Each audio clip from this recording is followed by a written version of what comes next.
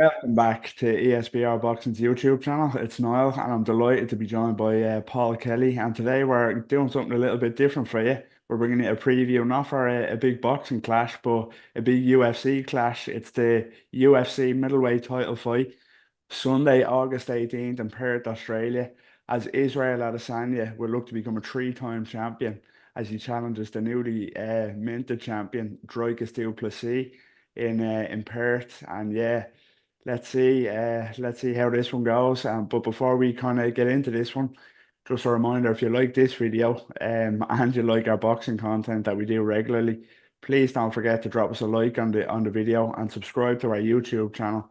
We've always a lot of great content, reviews, previews, breakdowns, predictions, interviews, all that good stuff. So yeah, drop us a subscribe, follow us on social media, and give us a download on Spotify and Apple Podcasts and all that good stuff. So yeah, Paul, let's jump straight in. As I say, it's a different conversation than we're used to having. We're doing a different combat sport today. Adesanya versus Du Plessis, or Du Plessis versus Adesanya, should I say, as the South African is the title holder. So the first question I really wanted to ask you is regarding the challenger, Adesanya. I just want to know, like, what version of Adesanya are you expecting to turn up here? Like, he's in a kind of a rare position of he's getting the title shot coming off a loss, obviously to Sean Strickland last year, when he lost the title. And it wasn't that it was a tight loss either. He was decisively beaten by Sean Strickland over 5 rounds, in what was an upset at the time. So what will that be to his detriment, do you think? Not only the loss, but it's going to be almost a year as well since that fight that he hasn't fought. So what sort of Adesanya do you think is gonna turn up on August 18th? Yeah, mate, first and foremost, thanks for having me on. Yeah, I'm excited to do something a bit different here. Big MMA fan, as you know, as well. So yeah, delighted to be chatting about some UFC here as well. To answer your question, mate, yeah, it is an interesting one. I think, it's kind of when you think back to that Strickland fight that you mentioned there last year, going into that, Adesanya was like 1-6 or something to win, like a mad favorite. I, for one, didn't see any world in which Sean Strickland would beat Adesanya.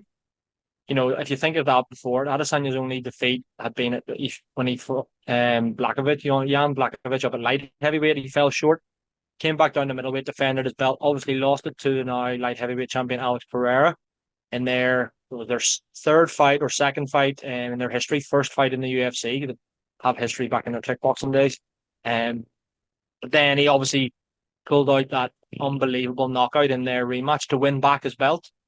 So then after you're thinking, and look at what Alex Pereira has gone on to do since then, like one of the most dominant forces in the UFC now. So, I was expecting after that Adesanya knockout of Pereira to then be like, right, he's back, he's the number one in the division. It'll take someone very, very, very special to beat him again.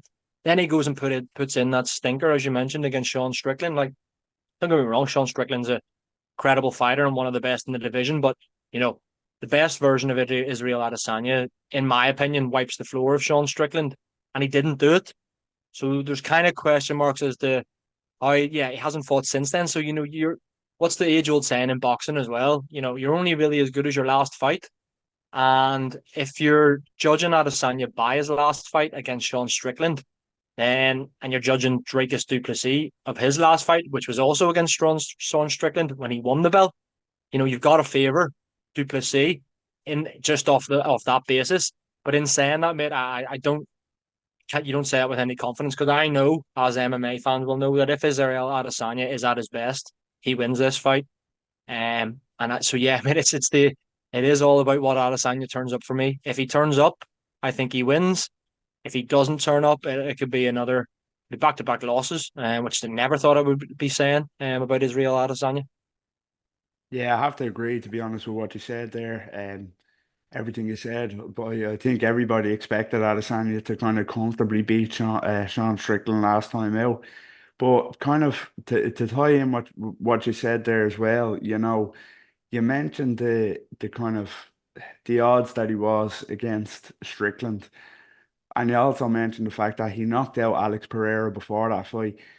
Would you subscribe to the notion that based on the last performance of Israel Adesanya that he's on the decline in a way, or would you say that he kind of I don't like to use the word, but he overlooked Strickland. He underestimated Strickland because, as you said yourself, it was only the fight before that he knocked out Alex Pereira last year. Like it was in April of last year. And we've seen, as you said, what Pereira has gone on to do. That knockout win by Adesanya is aging even better with every performance by Alex Pereira since then. Yeah. So, like, would you say Adesanya is on the slide, or you just kind of do you think you underestimated Strickland last time out? I think he definitely underestimated Strickland. I think there was a probably I don't know a lot about his life outside of the octagon, but I knew that there were some weird things going on with Adesanya around the Strickland fight. I'm hoping he sorted everything out and he's back in the straight and narrow. Like it was something like I'm pretty sure he got done for a DUI offense like a week or two before the fight. Yeah. So never the fact that he's getting done for a DUI offense is bad enough, but the fact that it's like within 2 weeks of a world title fight is kind of alarm bells ringing there. So yeah, I don't know what state he's in outside of the ring now. I think hopefully, and MMA fans will be hoping as well. And let Dricus du Plessis will be hoping he gets the best version of Adesanya because he'll think he doesn't want any excuses. He'll think I want the best version of Adesanya and I'll still beat him. That's probably his mentality. Likewise, I'm hoping Adesanya has got that bit back between his teeth because he was really poor against Sean Strickland. I know we've said it in boxing as well, styles make fights and all, and Sean Strickland's style just he made it look really easy and comfortable against Adesanya.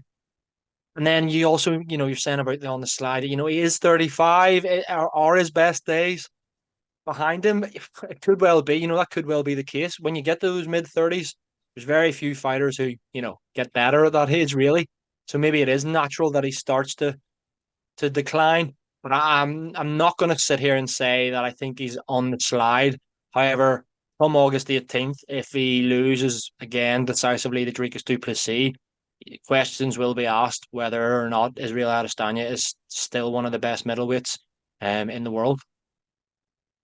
Yeah, again, I have to agree in terms of the fact you said that du Plessis will definitely be hoping he gets the best version of Adesanya. And Adesanya, I can imagine, is going to be well up for this one because as MMA fans know, these two have had a bit of previous in terms of verbals and kind of the back and forth they've had and quite personal stuff too, like so there'll be a lot riding on this one for both men. So yeah, let's hope Adesanya can be the best version of himself, but as you say in boxing or MMA, inactivity is a fighter's worst enemy, really, isn't it? So, yeah, let's jump into the fight now itself. Of course, we spoke about Adesanya. His history speaks for itself, but the inactivity. Then you've got du Plessis, who's won what 9 fights in a row now, been very active, been on the form, an incredible run of form. Talk to me. I'll leave the floor open to you now. With your kind of you're a big MMA man. How does this fight get won? How does it go down? And who comes out on top? Will it be du Plessis to retain, or can Adesanya win it for the third time, become a three-time middleweight champion? What's your thoughts? It's a tricky one, I think. I'm really excited for this fight because I think it's the first time in UFC history two African-born fighters have been fighting for a title as well. Obviously, with Strickland, sorry, with du Plessis being South African, and obviously Adesanya being born in Nigeria as well. So yeah, lots of narrative as you mentioned, back and forth. I'm gonna go with Israel Adesanya. I'm saying that because I don't think he can be as poor as last time. I just can't sit here and say that I would have any confidence in Dricus du Plessis beating Adesanya. I have more confidence that I know how good Israel Adesanya is, and the best version of Israel Adesanya, in my opinion, wipes the floor with Dricus du Plessis. I think there's a couple of middleweights I would probably back to beat du Plessis. He's a great fighter. He's a UFC champion. He'll forever be able to say that.